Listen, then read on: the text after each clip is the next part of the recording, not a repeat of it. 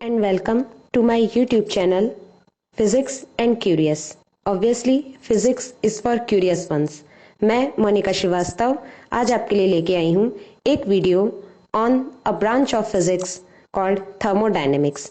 आज मैं आपको बताऊंगी इसमें थर्मोडायनेमिक्स के basic principles and solving the problems with easy methods. आज का मेरा ये video CSIR, NET JRF, GATE, IIT JAM, JEST, BARC etcetera aspirants के लिए तो इम्पॉर्टेंट है ही, साथ ही ये वीडियो उन सभी के लिए भी इम्पॉर्टेंट है जो अदर कॉम्पिटिटिव एग्जाम्स दे रहे हैं like JEE mains and advanced, school lecturer that means first grade, second grade etcetera etcetera. तो चलिए शुरुआत करते हैं। सबसे पहले व्हाट इज थर्मोडायनेमिक्स? तो thermodynamics is a branch of physics that deals with the relationships between heat and other forms of energy. जो energy की बहुत सारी अदर फॉर्म्स और हीट के बीच में रिलेशनशिप बताए वो ब्रांच ही थर्मोडायनेमिक्स है। तो आप एक डायग्राम देख पा रहे होंगे अपनी स्क्रीन पर, जिसमें एक गैस स्टोव पर एक बर्तन चढ़ा है जिसमें पानी उबल रहा है। अगर हम ऐसा करें तो थोड़ी देर बाद हम देखते हैं कि पानी भाप बनकर उड़ने लगता है। तो लिक्विड को हमने वेपर फॉर्म में चेंज कर दिया, किसके थ्रू? उसको हीट देकर। ये प्रोसेस एक थर्मोडायनेमिकल प्रोसेस है।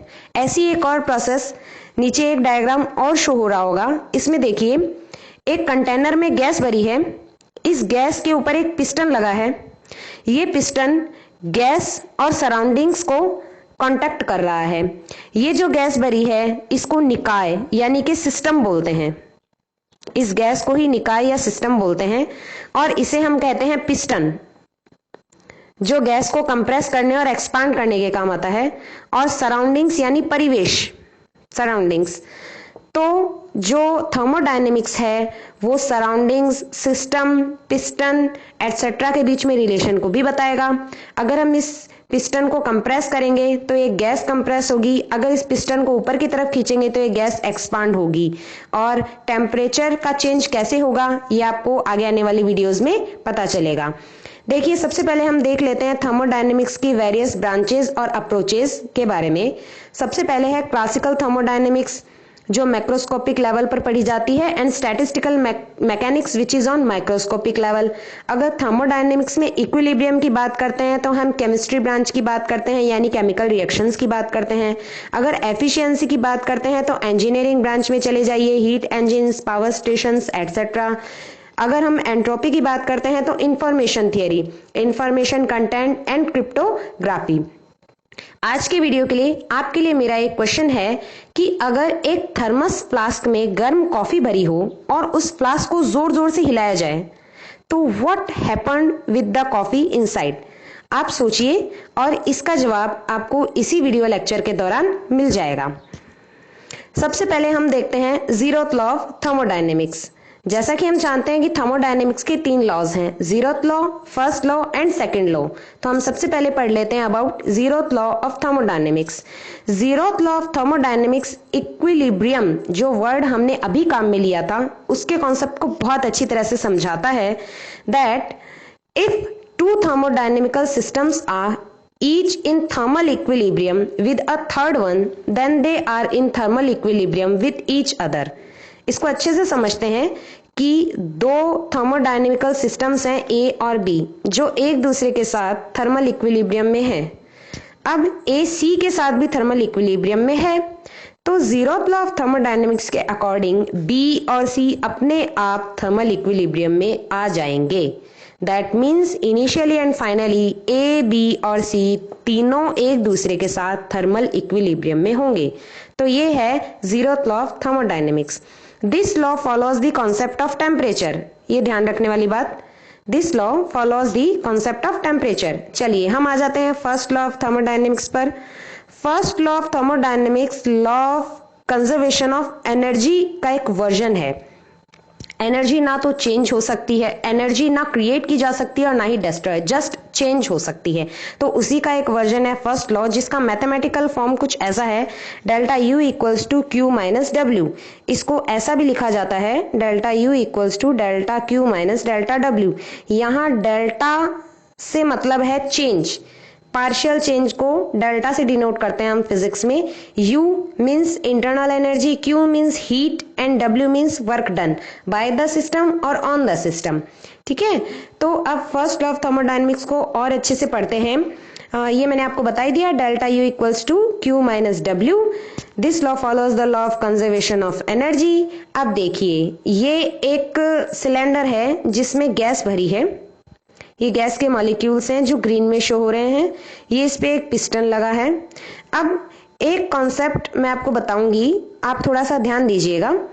अगर हीट गैस में एंटर करती है तो उसे हम पॉजिटिव लिखते हैं। पॉजिटिव हीट मीन्स अगर सिस्टम पर हीट अप्लाई की जाए तो पॉजिटिव होती है, but when heat exists gas it is negative heat. अगर सिस्टम से हीट बाहर निकाली जाए तो वो नेगेटिव हीट होती है। ठीक है, अब एक कॉन्सेप्ट और है, अगर ये पिस्टन पर वर्क करके इस गैस को कंप्रेस किया जाए, यानी इस पिस्टन को दबाया जाए, that means work on the system, वो हमेशा नेगेटिव होता है।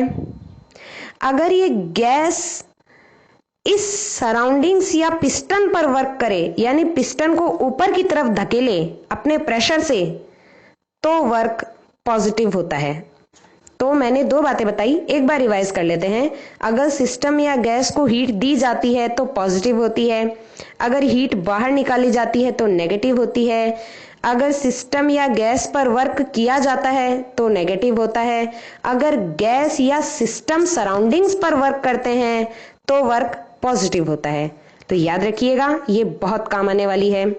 चलिए हम फर्स्ट लॉ ऑफ थर्मोडायनेमिक्स के बेस पे क्वेश्चन कर लेते हैं।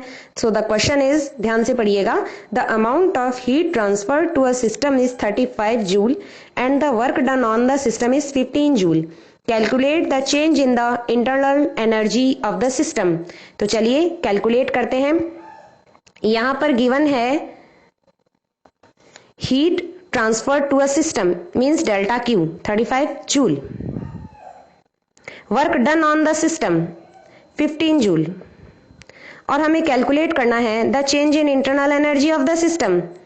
तो लगा देते हैं first law of thermodynamics, delta U equals to delta Q minus delta W। अब देखिए delta U equals to delta Q कितना है हमारा 35 माइनस, अब ध्यान देने वाली बात, work done on the system. तो मैंने आपको बताया था जब सिस्टम पर वर्क किया जाता है तो वर्क नेगेटिव होता है, तो यहाँ नेगेटिव का साइन आएगा, लगाना मत भूलिएगा। और इस तरह से आंसर हो गया हमारा 50 जूल। तो इसमें ऑप्शन ए सही है, ये नेगेटिव गलती से लग गया है, ऑप्शन ए 50 जूल। ठीक है, तो इस तरह से हम ये क्वेश्चन कर सकते हैं। चलिए बढ़ते हैं सेकेंड लॉ ऑफ थर्मोडायनेमिक्स की तरफ। So, the second law of thermodynamics states that the total entropy of an isolated system can never decrease over time and is constant if and only if all processes are reversible. किसी भी system की total entropy, isolated system की total entropy कभी भी समय के साथ decrease नहीं होती है। ये कांस्टेंट हो सकती है लेकिन तब और केवल तभी जब सारी प्रोसेसेस रिवर्सिबल हों। रिवर्सिबल का मतलब जो फॉरवर्ड डायरेक्शन में भी चलती हों और रिवर्स डायरेक्शन में भी चलती हों, वो रिवर्सिबल प्रोसेसेस होती हैं। सेकेंड लॉ ऑफ थर्मोडायनेमिक्स को याद रखने के लिए एक लाइन ही काफी है जो मैं आपको बता देती हूँ, आपको हमेशा याद रहेगी कि the entropy of the world is constantly increasing. Entropy constantly बढ़ रही है और किसी भी प्रोसेस के थ्रू हम इसे कम नहीं कर सकते। ये ही बेसिक प्रिंसिपल है सेकेंड लॉ का। चलिए एक डायग्राम के थ्रू इसको समझने की कोशिश करते हैं। एक हॉट रिजर्वायर है T1 जिसमें एक गैस भरी है, एक कोल्ड रिजर्वायर है T2 जिसमें अनदर कोई गैस भरी है। अब हम जानते हैं कि जिसका टेम्परेचर ज्यादा होगा वहां से ट्रांसफर हीट का कम टेम्परेचर वाली वस्तु की तरफ होगा। तो ऑब्वियसली ये हॉट है तो इसका टेम्परेचर ज्यादा है कंपैरेटिवली T2, तो हीट का ट्रांसफर T1 से T2 की तरफ होता है जिसको हम डेल्टा Q से डिनोट करेंगे। अगर ऐसा सिस्टम है तो एंट्रोपी किस हिसाब से बदल रही है ये देख लेते हैं। एंट्रोपी को S से लिखते हैं, तो change in entropy delta S equals to delta Q upon delta T। ये फॉर्मूला काम आने वाला है आगे, तो इसे अच्छे से याद कर लीजिए। Delta S equals to delta Q upon delta T. अब दो मेन इंपॉर्टेंट बातें जो और याद रखने की है हमें। If SF equals to SI, then the process is reversible. SF means final entropy, SI means initial entropy. अगर final entropy initial entropy के बराबर है तो वो process reversible होती है, but if SF is greater than SI, the process is irreversible. अगर final entropy initial entropy से ज्यादा है तो process irreversible होती है। फाइनल एंट्रोपी का मतलब जब हीट यहां से यहां ट्रांसफर हो गई तो सिस्टम की क्या एंट्रोपी है, वो फाइनल एंट्रोपी होगी। और जब हीट ट्रांसफर नहीं हो रही थी तो इनिशियली जो एंट्रोपी थी वो एस आई होगी, इनिशियल एंट्रोपी। तो अगर ये दोनों बराबर होती हैं इसका मतलब इक्विलिब्रियम में, तो रिवर्सिबल प्रोसेस होती है। अगर एस एफ ज्यादा है तो इरिवर्सिबल प्रोसेस होती है। अब हम अभी तक जो हमने वर्ड्स काम में लिए हैं, टर्मिनोलॉजी काम में लिए हैं, heat, internal energy and work, उनको विस्तार से देख लेते हैं। सबसे पहले heat. Heat is the form of energy which transfers during temperature difference between system and its surrounding. System और इसके सराउंडिंग के बीच में जब टेम्परेचर डिफरेंस आ जाता है, जब हीट ट्रांसफर होती है, तो हीट का कॉन्सेप्ट टेम्परेचर से लिया गया है। Heat is a path dependent function, यानी ये पथ पर निर्भर करता है, ठीक है। For gases when heat changes means absorbed, temperature also changes. इसको इस फॉर्मूले से दिखाया गया है। इस फॉर्मूले को कुछ बुक्स में इस हिसाब से भी लिखा जाता है, delta Q equals to mu C delta T. Change in heat, change in temperature कैसे रिलेटेड है, इस फॉर्मूले के थ्रू।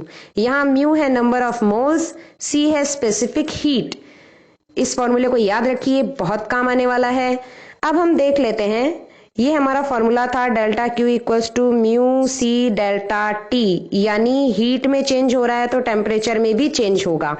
अगर ये काम कांस्टेंट प्रेशर पे हो रहा हो, यानी प्रेशर कांस्टेंट है, तो ये फॉर्मूला क्या होगा, delta Q P equals to just mu C P आ जाएगा यहाँ डेल्टा टी। सी पी से मेरा मतलब है specific heat on constant pressure. अगर वॉल्यूम कांस्टेंट हो तो ये फॉर्मूला कैसे बनेगा, ये बनेगा delta Q V equals to mu C V delta T. जहां मैंने बताया म्यू मोल्स में है और C P and C V specific heats हैं और डेल्टा टी है टेम्परेचर में डिफरेंस। ये फॉर्मूले बहुत अच्छे से याद रखने हैं। चलिए नेक्स्ट टर्मिनोलॉजी के बारे में जानते हैं, इंटरनल एनर्जी। इंटरनल एनर्जी है the energy of the system acquired by atomic motion and atomic orientation. कोई भी एटम जब मोशन करता है या अपने विन्यास को, अपनी स्थिति को चेंज करता है, अपनी पोजीशन को चेंज करता है, तो उसकी एनर्जी भी चेंज होती है। उस एनर्जी को ही इंटरनल एनर्जी कहते हैं। अब इंटरनल एनर्जी बेसिकली दो मोशंस की वजह से होती है, काइनेटिक मोशन तो kinetic internal energy and potential motion तो पोटेंशियल इंटरनल एनर्जी। अब देखिए, there is no atomic attraction for ideal gas, so potential energy suppose to be zero. Ideal gas के लिए म्यू पी जीरो, यानी इसका मतलब जो इंटरनल एनर्जी है आइडियल गैस की वो सिर्फ काइनेटिक मोशन के वजह से ही होगी। So there is kinetic energy due to rotational, vibrational and transitional motion of atoms. इन तीनों मोशंस की वजह से काइनेटिक एनर्जी होती है। तो अब हम एक बार इसके बारे में जान लेते हैं कि काइनेटिक एनर्जी, अगर ये एटम है, ये रोटेट कर रहा है अपनी ही एक्सिस पे, तो जो एनर्जी होगी वो रोटेशनल होगी बट इंटरनल एनर्जी होगी। अगर ये मॉलिक्यूल वाइब्रेट करता है तो जो एनर्जी होगी वो वाइब्रेशनल होगी बट इंटरनल एनर्जी होगी। और ट्रांजिशनल एनर्जी भी इसी तरह हम लिख सकते हैं। ये सारी इंटरनल एनर्जीज हैं ऑफ मॉलिक्यूल्स। जैसा कि आप जानते होंगे कि एनर्जी, वर्क, इनकी जो यूनिट है दैट इज जूल। ओके, तो जूल यूनिट को कैलोरी में चेंज करके लिखा जाता है कहीं कहीं। तो मैं आपको बता दूं कि 1 जूल इक्वल्स टू 4.18 कैलोरी। कहीं कहीं इसे 4.2 भी काम में लेते हैं, 4.2 कैलोरी। ओके, चलिए अब हम करते हैं next question. Question 2 is a monoatomic ideal gas is heated at a constant pressure. The fractional value of energy given to the system which increases its internal energy is। एक monoatomic ideal gas को constant pressure पर heat किया गया, तो इसकी internal energy को जो energy दी गई वो किस फ्रैक्शन में बढ़ाती है वो हमको पता लगाना। Option are A 2/5, B 3/5, C 3/7, D 3/4। तो gamma equals to CP upon CV होता है, ये मैं आपको नेक्स्ट वीडियो लेक्चर में बहुत अच्छे से समझाऊंगी, हम इसका डेरिवेशन भी करेंगे। अभी आप ये जान लीजिए कि मोनोएटॉमिक आइडियल गैस की जब बात हो रही है तो मोनोएटॉमिक आइडियल गैस के लिए गामा का मान 5/3 होता है। ये कहां से आया ये हम अगले लेक्चर में जरूर बात करेंगे। ये फॉर्मूला हमने पढ़ा था, जैसा कि क्वेश्चन में दे रखा है कांस्टेंट प्रेशर, तो हम कांस्टेंट प्रेशर वाला फॉर्मूला काम में लेंगे, इसलिए सीपी आ गया delta Q equals to mu CP delta T. Change in internal energy mu CV delta T. हमें निकालना है fraction, that means internal energy upon heat transferred equals to, तो देखिए म्यू से म्यू कट जाएगा, डेल्टा टी से delta T, CV upon CP बचेगा। अब हमें पता है सीपी अपॉन सीवी 5/3 है, तो सीवी अपॉन सीपी हो गया 3/5, यानी बी इसका राइट ऑप्शन है। ओके, चलिए नेक्स्ट चलते हैं। हमने पढ़ा हीट के बारे में, इंटरनल एनर्जी के बारे में, अब हम पढ़ते हैं वर्क के बारे में। In thermodynamics work performed by a system is energy transferred by the system to its surrounding. किसी सिस्टम ने कितना काम किया, ये वो एनर्जी है जो सराउंडिंग्स से सिस्टम को एनर्जी ट्रांसफर हुई। ठीक है, वो प्रोसेस या मैकेनिज्म जिसके थ्रू एनर्जी ट्रांसफर होती है वही वर्क कहलाता है। ये वर्क फोर्सेस या एक्सटर्नल इफेक्ट्स की वजह से भी हो सकता है, जिससे इसका मेजरमेंट किया जाता है। तो देखिए ये डायग्राम हमने पहले भी देखा है, एक बार इसे फिर से समझने की कोशिश करते हैं। इस कंटेनर में एक गैस भरी है, ये गैस इस पिस्टन पर ऊपर की तरफ फोर्स लगा रही है, जैसा कि आप देख सकते हैं। ये ऊपर की तरफ जैसे पिस्टन पर फोर्स लगाती है तो ये पिस्टन ऊपर उठता है, इसका मतलब गैस ने सराउंडिंग्स पर वर्क किया। अगर हम इस पिस्टन को दबाते हैं तो ये गैस नीचे की तरफ जाती है, यानी गैस पर फोर्स लगता है, यानी सराउंडिंग्स ने सिस्टम पर वर्क किया। ठीक है, थर्मोडायनेमिक्स में हम वर्क को मैथमेटिकली इस फॉर्मूले से डिनोट करेंगे, इंटीग्रल पी डीवी। जब गैस एक्सपांड होगी तो इसका वॉल्यूम बढ़ेगा, जब गैस कंप्रेस होगी तो इसका वॉल्यूम घटेगा। इसका मतलब इनिशियली वॉल्यूम कुछ और होगा और फाइनल वॉल्यूम कुछ और होगा।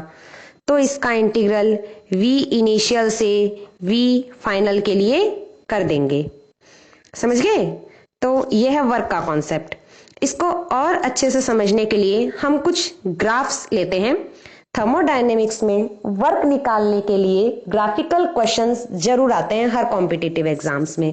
नेक्स्ट वीडियो लेक्चर में मैं आपके लिए बहुत सारे ग्राफिकल क्वेश्चंस भी लेकर आने वाली हूं और इन ग्राफ्स को बहुत अच्छे से भी समझाने वाली हूं। अभी के लिए इस कॉन्सेप्ट में इतना समझते हैं कि अगर एक गैस ए से बी तक एक्सपांड हुई तो कितना वर्क हुआ। तो जो पी वी डायग्राम होता है, वाई एक्सिस पर प्रेशर होता है और एक्स एक्सिस पर वॉल्यूम, पी वी ग्राफ में पी वी ग्राफ का कर्व एरिया वर्क डन कहलाता है।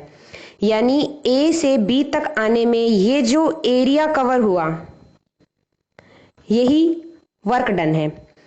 एक दूसरे ग्राफ से समझने की कोशिश करते हैं। यहां से यहां तक गैस का एक्सपांशन हुआ एट कांस्टेंट प्रेशर। देखिए प्रेशर चेंज नहीं हुआ, बट वॉल्यूम वी इनिशियल से वी फाइनल तक गया। तो वर्क कितना हुआ, तो वर्क हम लिखेंगे, प्रेशर चेंज नहीं हुआ तो P I into V I minus V F, ये वर्क चेंज हुआ, यानी वर्क एरिया ये हो गया। समझ गए? और भी हम ग्राफ्स करेंगे अगले लेक्चर में। चलिए हम क्वेश्चन 3 पर आ जाते हैं। एक ग्राफिकल क्वेश्चन है, छोटा सा क्वेश्चन है, आसानी से समझ में आ जाएगा। A thermodynamic cycle is completed through P Q R S P. Work done by the system is. एक थर्मोडायनेमिकल साइकिल जो P से स्टार्ट हुआ, P से Q को गया, Q से R, R से S एंड S से P। देखिए हमें दिया हुआ है pressure in kilo pascal, volume in centimetre cube, और हमें पूछा work done by the system. तो मैंने आपको बताया कि वर्क उतना ही होता है जितना एरिया कवर करता है कोई भी कर्व। तो covered area by P Q R S P in PV curve. तो पहले हम देख लेते हैं एक्स एक्सिस के लिए, ये फाइनल वॉल्यूम है, ये इनिशियल वॉल्यूम है, V F minus V I centimetre cube है। तो सेंटीमीटर के लिए 10⁻⁻² आ जाएगा और क्यूब के लिए 10⁻³ आ जाएगा। तो ये 10⁻⁻6 हो गया। And then 10⁻³ and 3 and then 100 pressure की बात करते हैं तो किलो पास्कल है, तो किलो के लिए 10⁻³ हो गया। और जब हम इसको सॉल्व कर लेते हैं तो हमारे पास आंसर आता है -20 जूल। तो ये है -20 जूल, इसका आंसर बी ऑप्शन सही होगा। चलिए, मैंने इस वीडियो लेक्चर के स्टार्टिंग में आपसे एक क्वेश्चन किया था कि अगर किसी मिल्टन में गर्म कॉफी भरी हो, थर्मस फ्लास्क में गर्म कॉफी भरी हो और उस फ्लास्क को जोर जोर से हिलाया जाए तो उस कॉफी के साथ क्या होगा।